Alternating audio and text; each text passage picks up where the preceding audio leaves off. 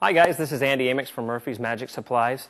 I'm going to show you guys an alternate setup for the invisible deck. And the reason for this alternate setup is when I was 9 years old, I never liked the way the original setup was. I was never able to do it very fast or fluid, so it looked natural when I was going through the cards. I couldn't count fast enough.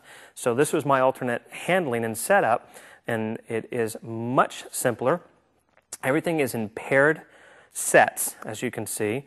Here we have the aces and twos together, aces meaning 1, 2, and then your 3s and 4s are together as the clubs, and you can see the hearts and spades and everything are together. This is how they are going to be set up back to back. So 1, 2, 3, 4, 5, 6, 7, 8, 9, 10, Jack and Queen are together because you have your 9, 10, 11, 12, and then your kings are 13, and we'll get to the kings at the very end of the setup.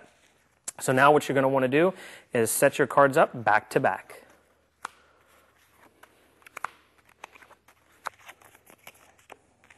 One side of the deck is going to be odd, the other side is going to be even. Okay, now your cards are set up back to back. Now what you want to do, as you can see here, I have them all on the even side. And so now what I want to do is I want to take the cards and put them in a mixed order, okay? So I want to start with the 2 of clubs, and then maybe I'll take the queen, and then maybe I'll take a 10 here. And you can do this any way you want until you feel that it looks like it's actually shuffled or mixed. And believe me, when you're performing this for the layman, they will not notice that the cards are on even and odd side, and notice that they're, like I said, notice that they're all even. It's pretty amazing how good this looks. Okay guys, now that everything is collected, I'm going to show you where I put the kings. This is very easy for me to remember. I like to keep them on the odd side, and this is also very easy. I keep the kings with the pointy ends. The spade and the diamond have the pointy ends, and they go on the odd side. And as you can see, the diamond and heart I keep together. The reds I keep together, and of course the spade and the club are together. And so I just find a spot for them anywhere in the odd side, and there you go. Now, if somebody is going to name an even card, say, and you need to remember, ace and 2 is 1, 2, 3, 4, 5, 6, 7, 8, 9, 10, 11, 12. That's how they are in order. So again, 2, 3, the 3 and 4 together. The ace of clubs and 2 of clubs are together. So if somebody was to name any odd card, now don't forget your jacks and your queens are together. All right, your jack is 11, your queen is 12. All right.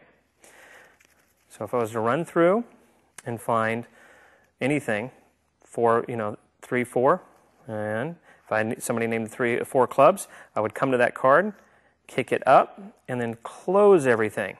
So that way there's no tell that these are actually together, okay?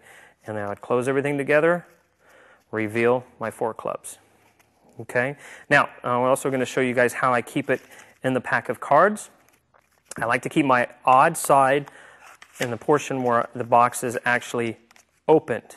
So I know this is the odd side, and the even side, all I have to do is turn the box over, take the cards out, and that's if somebody named an odd card, because now I'm on the even side.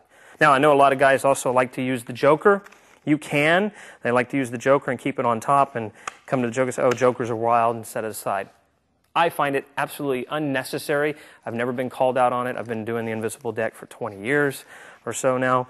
Never been called on it. I just pull the cards out. They've named, if you want to do it the classic way, they've named their card. You run through it, find their card. That's it. That's the trick. And that is the way I like to set up my invisible deck.